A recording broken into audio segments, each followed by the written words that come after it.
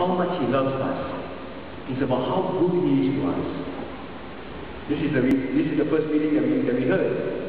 About Zion, I will not keep silent. I will not stop until salvation shines upon her. Meaning, He will not stop until we have experienced how much He loves us. He will not stop. He will speak to us through the environment. He will speak to us through our situations. He will speak to us through our prayer. He will speak to us through our loved ones. And through all that, He just trying to tell us, do not be afraid, because I am here. I love you. And when we experience that, we will experience peace, we will experience hope, we will experience that we are with less fears, and we are then able to love. What stops us from loving? Our fear.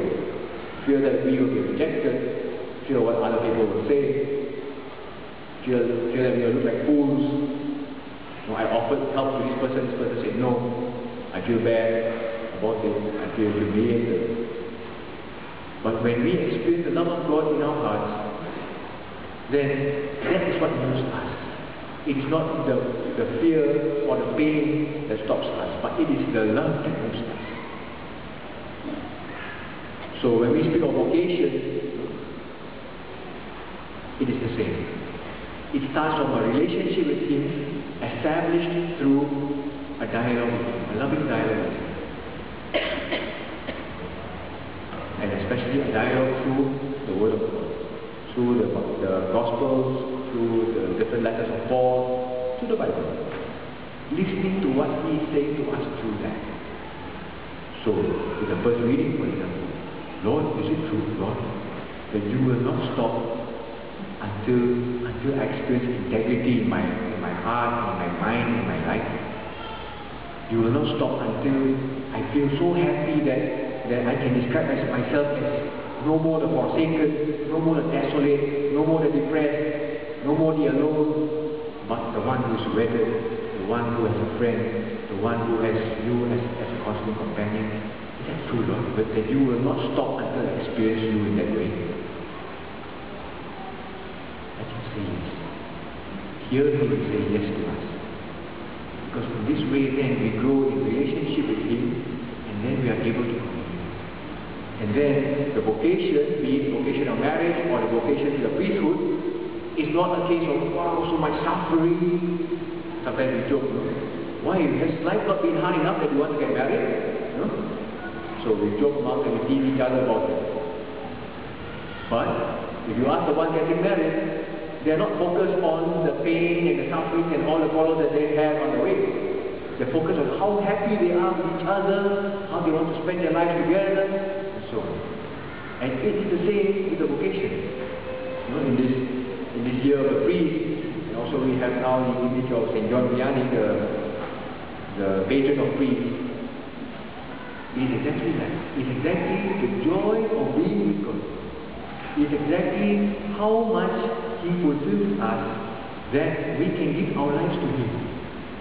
And giving our lives to Him, we want to become more and more like Him.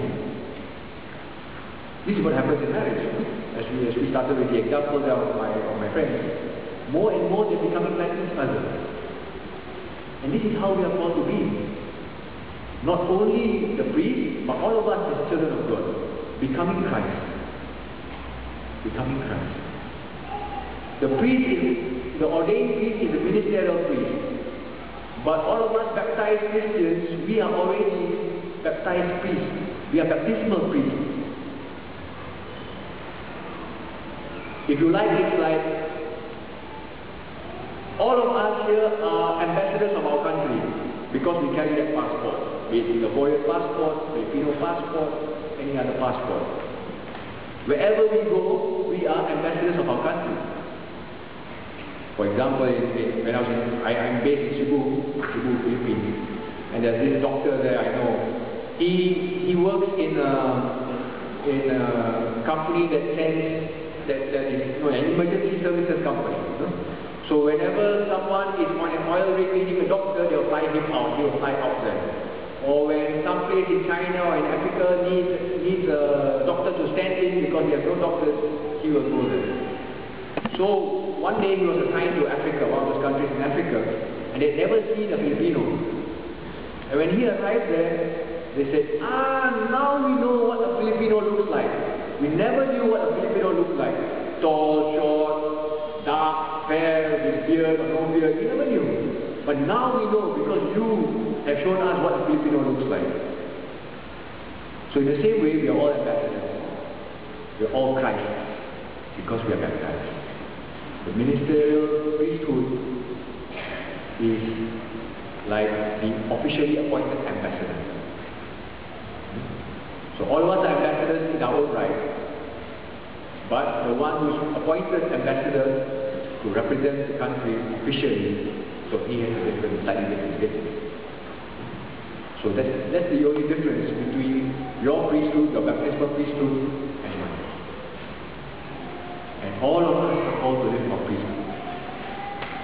And especially for those of us who feel called to live as ministerial priests. Ministerial priests. Through the relationship with Him, through listening to Him, and then coming forward to offer our lives to Him. You know, St. John Vianney, he wasn't a very bright student. He used to fail his exams, so much so that they did not want to let him become a priest. But they all recognized that this guy was a holy man. He was very prayerful, he was always in trying to do the will of God, he was always discerning what the truth was, what the will of God was for the situation. In other words, he was a man of prayer. He was always in prayer, always living with the Lord.